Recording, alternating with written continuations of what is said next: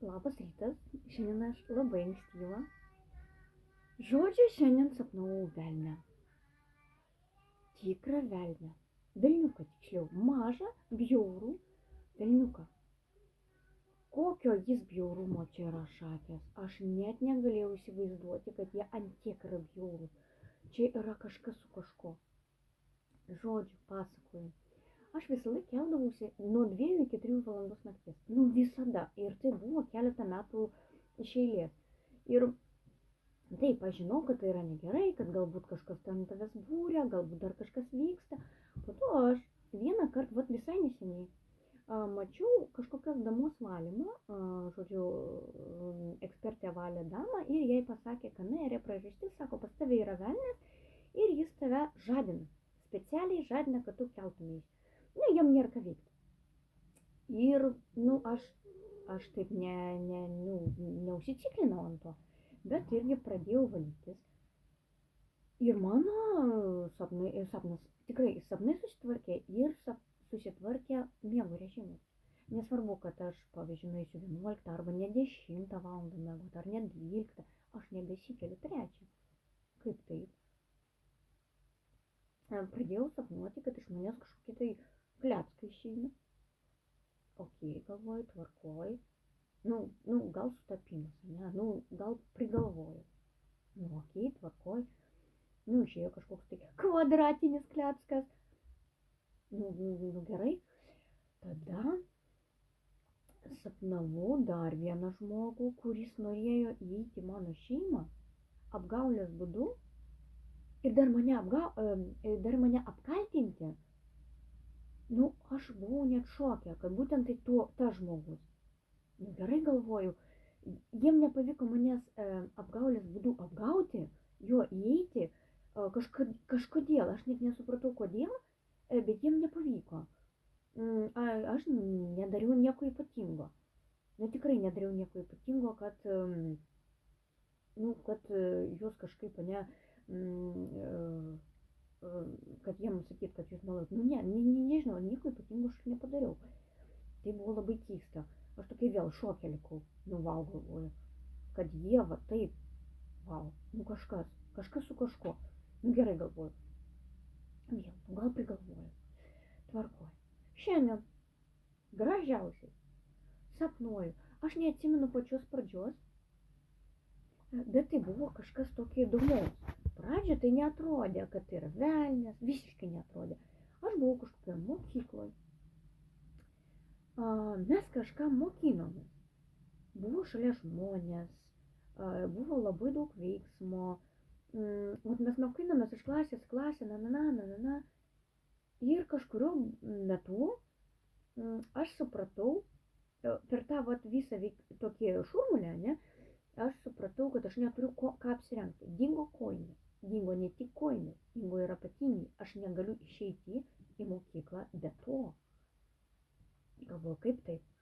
Po to prasidėjo kažkokie stabdžiai kažkur kitur. Aš iš vis niekur negalėjau išeiti, todėl kad negalėjau tinkamai net apsirengti. Ant manęs mokytojai, jie buvo kažkodėl tie mokytojai šalia. Ir jie pradėjo sakyti, ko tu čia iš vis guli. Tu turi būti mokykloje, aš aiškinu, kad aš negaliu, kaip aš nuoga neįsiu. Ant to kažkaip ir pasibaigė veiksmai. Po to buvo keletą veiksmų, kuriuo aš dar neatsimenu, gal atsiminsiu. Po to toks įdomus veiksmas buvo, jis yra mažas, bet jis pasiverčia tavo ūgiu. Toks bjaurus, jis laksto aplinkui ir tau bando kažką išjungti, pastoviai. Tai yra 24 ant 7, va taip dusgia.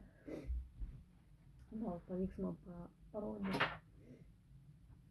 Čia tai būtų velnias, čia žmogus, jis tarsi pilnas, jis tarsi, dabar be vandens, aišku, bet įsivaizduokim, kad čia yra vanduo. Ir va taip, vaikšto.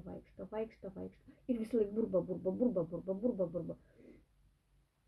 Pavyzdžiui, kažkurio metu aš buvau bute ir jis man vis kažką dusgia. Čia aš jau pavargau nuo jo, bandžiau aš nuo jo jau kažkaip pasislėpti, kažkaip atitrūkti. Ir jis sako, aš tau atnešiu picos. o galvoju valio, bet aš pati norėjau išeiti tos picos atnešti. Jis man neleido ir kažkokiu būdu aš vis tiek pasilikau namie. O jis, nėra jo. Galvoju, valio, aš užsirakinsiu ir jo neįleisiu. Ir ką jūs galvojat, jis tiesiog įėjo. Kokiu būdu aš nežinau, per langą. Tiesiog atsirado ir viskas. Sako, mol, tu manęs neatsikratysi, aš vis tiek būsiu čia ir atnešė man picą. Blin, galvoju, šakės, kaip man dabar nuo jo atsikratyti. Ir jis pradėjo, galbūt teko su tokiais žmonėmis susidurti. Vat žiūrėkit, kas yra įdomu, tokie yra žmonės. Aš pastebėjau, net mano apylinkė yra tokių žmonių, kurie bando įteikti, kaip subinė su muilu, ne? Va tokie, va pas juos yra va tas velniukas. Jis yra mažas, jis yra naglas, jis yra pastoviai burba. Ir po to, jeigu tu mato, kad neišeina jam va šitas variantas burbėjimo, jis tada pradeda įteiginėti, įsiūlinėti, kišti. Ne, va tie, kur koinės kiša ten, va imk, pirk, va šitą. Va toks. Ir jeigu tu to nedarai, va tie, kurie rūko, tie, kurie geria, aš tik dabar jūs suprantu. Todėl, kad tai yra nerealu, tai yra net neįmanoma. Jeigu tu negersi, jeigu tu nerūkysi, jeigu netgi tu nevartosi to stipresnio, jis tave priam į tą butelį kiš. Ta prasme, bent jau sapne tai atrodė kažkas nerealaus, todėl kad jis yra greitas, jis žiauriai yra greitas. Čia reikia matyti, tu nespėsi net apsisukti, tai yra milisekundžių reikalas, net nespėsi. O jis va, milijoną priam ratų, milijoną priam žodžių pasakys. Ir sakau, jeigu matė, kas geria, aš juos užjaučiu. Ir ger. Ir tu jau, panikoje, nebežinai ką daryti. Tu kaip ant žmogaus paaiškinsiu. Nebematai šities, nes jis sukasi pastovi. Ger. Jeigu ne, tu negersi, aš tau dar kažką dėsiu, kokį draugą atvesiu. Ger. Tu dar negeri. Taip, ką dar sugalvoti. Nežinau, kokį pigesnį variantą, ko tu, pigesnį variantą, ger, ko tu, taip, dar kažko nedarai. Ir jis tave netgi į tą butelį kiš. Kad tik tu gertum, arba kad tik tu rūkytum, arba kad tik tu vartotum. Tai yra kažkas su kažko. Žodžiu, aš tą pizzą nevalgiau. Po kažkurio laiko aš galvoju, kaip jį suvaldyti, aš jau suprantu, va tuo metu aš supratau, kad čia ne žmogus, aš jau supratau, kad čia kažkas ne to. Ir aš galvoju, kaip jį išvaryti, kaip jo atsikratyti, ką su juo daryti. Ir kaip nebūtų keista, aš nemačiau jo kaip velnio. Aš nematau jo, aš matau siluetą kaip žmogaus, bet tai buvo neįprastas apskritai žmogus, nes jis pastovi dūzgė. Aš jau nebesupratau, kas darosi. Gerai galvoju, kažkas ne taip. Nežinau, kurio metu. Ne iš vis. Matyt, pradėjau dairytis aplink save, kas pas mane darosi. Kaip sakau, aš buvau kambarį ir jis man nešė tą maistą. Žiūrėkit, ateina per maistą. Ateina tada, kai pastebėt, kad dingsta koinės, dingsta drabužiai. Aš pirkau, jie yra prakiūrę.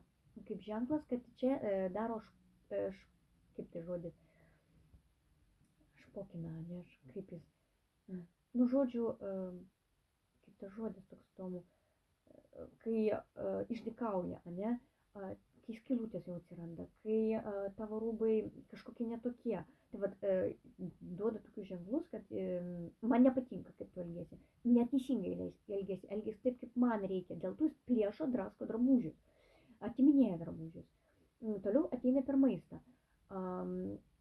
Galbūt nežinau visų detalių, kaip jis ateina per maistą, nes tą maistą jis atnešė pats. Ne? Tai vat kažkur aš mačiau irgi video, kad būtinai reikia laiminti maistą, peržegnoti.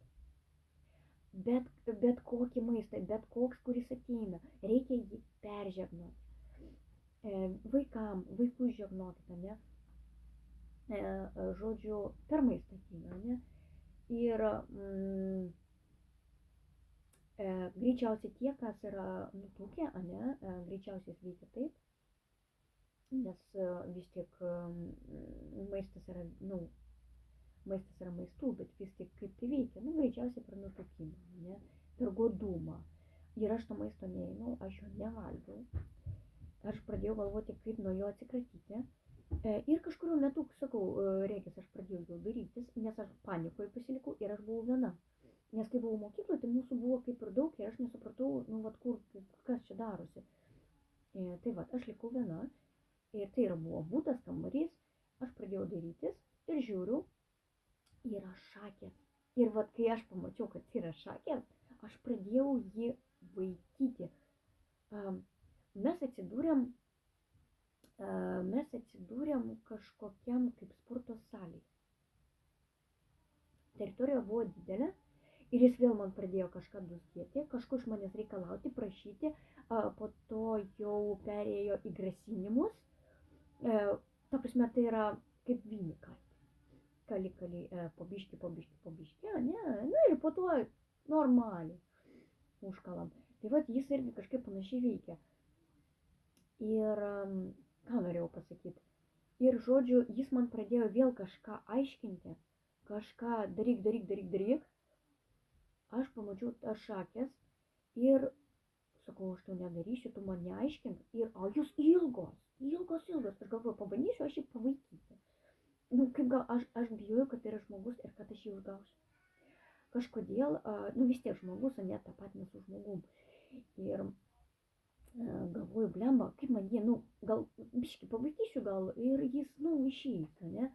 Ir aš žiūriu, kad aš įvaikau su jo paties šakėm, o jos ilgos.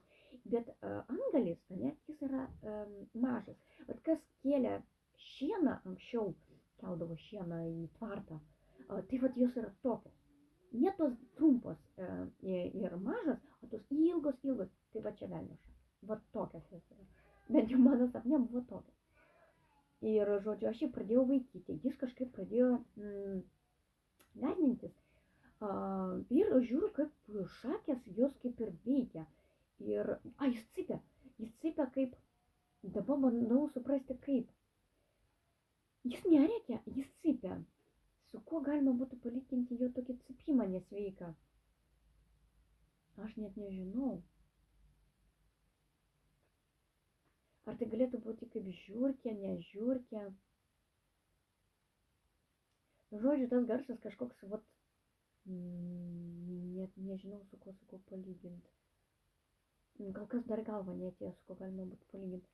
Nu, žodžiu, tai va, aš jį pradėjau vaikyti. Jis kažkaip, žiūriu, regis, nu, į tai reaguoja. Sakau, dar man paaiškinti. Ir aš pradėjau tiesiai į jį badyti. O iš jo kraujas tai nebėga. Jis yra kaip plastmasinis.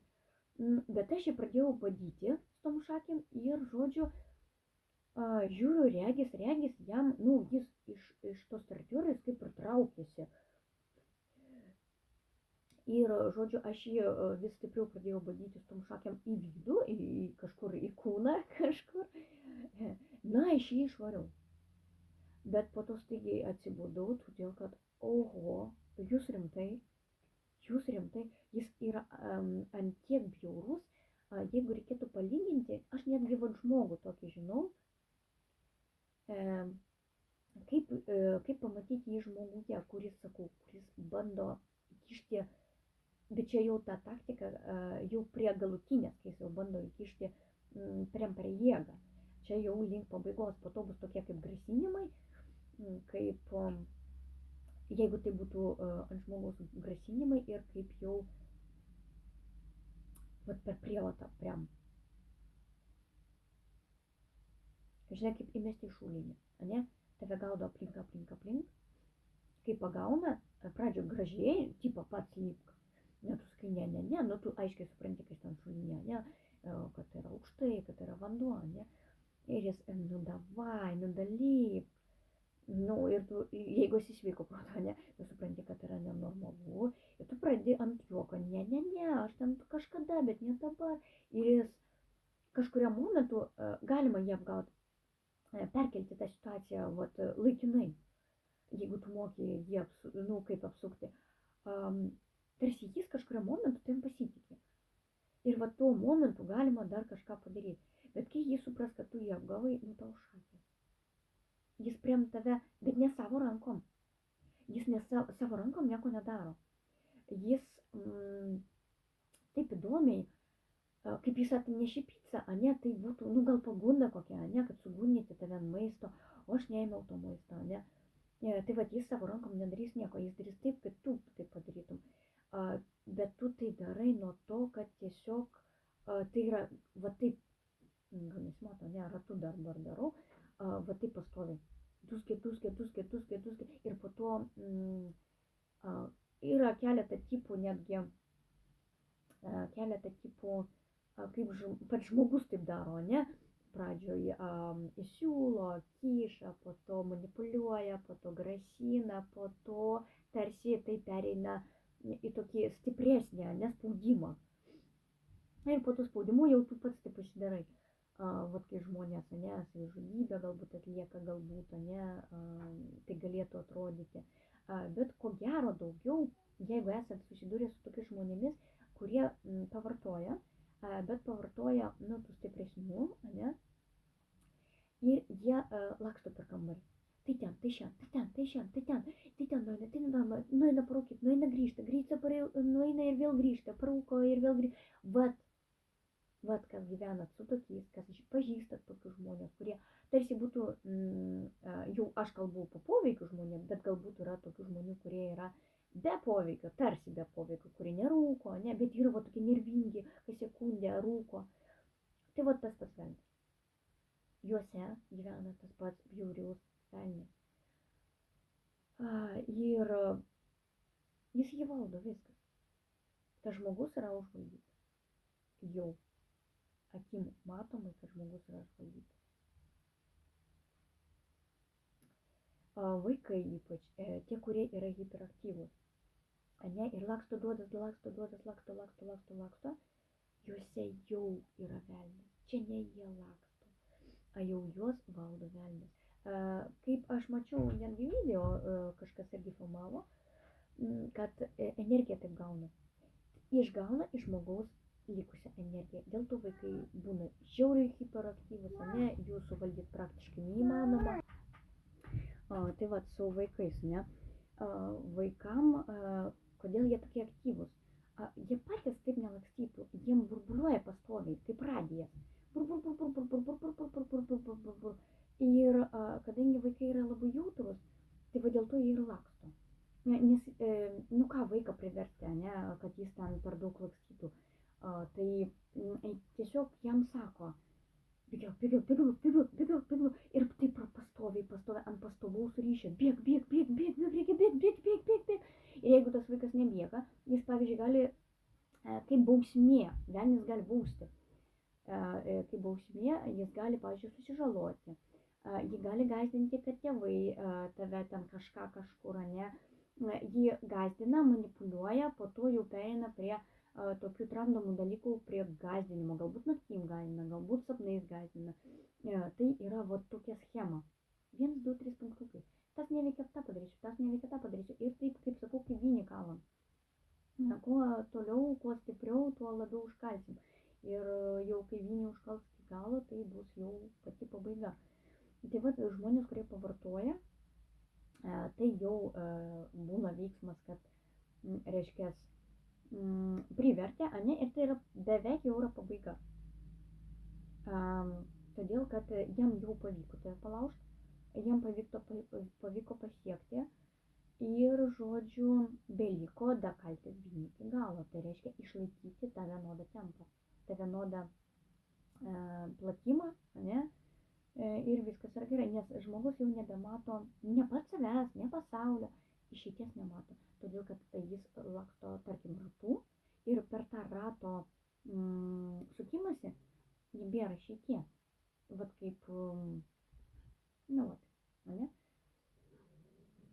Nebėra. Todėl, kad yra antiek dažnai, toks dažnis, kaip, nu, ten nėra kaip išeiti. Tu gali bijoti iš ten išeiti, todėl, kad yra, tu jau pripranti prie to, kad pastoviai va šitoj vietoj kažkas sukasi. Tai yra, tarkim, kažkas, ko tu netgi jau žinai, tu jau bijai. Tu žinai, kad tu vat pro ten tiesiog, nu, jeigu aplink mane dabar būtų, ne, aš pro ten tiesiog nepraeisiu, nes tai yra toks dažnis, toks greitis, toks, žodžiu, toks storos jau sluoksnis, kad aš ten niekaip nepraeisiu. Dėl to jie sėdi pastoviai, geria, dėl to jie sėdi pastoviai, nu, ne, kažkuo užsiima, todėl kad pabandyk nukirpti va tą visą storą liniją, va tą storą tokią apimtį. Tai yra nerealu, todėl kad jis ateina nuo pat mažens. Jis ateina nuo pat mažens. Ne tada, kai tu suaugęs, ne tada, kai tu... Tai va, jis ateina per maistą, per rūbus, galbūt per svetimus rūbus, neprisikabina, per ką čia dar. Kadangi man tiek daug nesiūlė, tai aš tiek daug nemačiau. Man labiausiai įsiminė šakės, kad aš jį, žodžiu, pradėjau,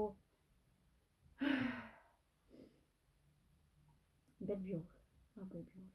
Tai kągi, mėlyjei, šiandien informacijos tiek, žiūrėsim, ką jis man toliau uždarinės. Žiūrėsim, kokią informaciją toliau ateis. Na kągi, sėkmės jums.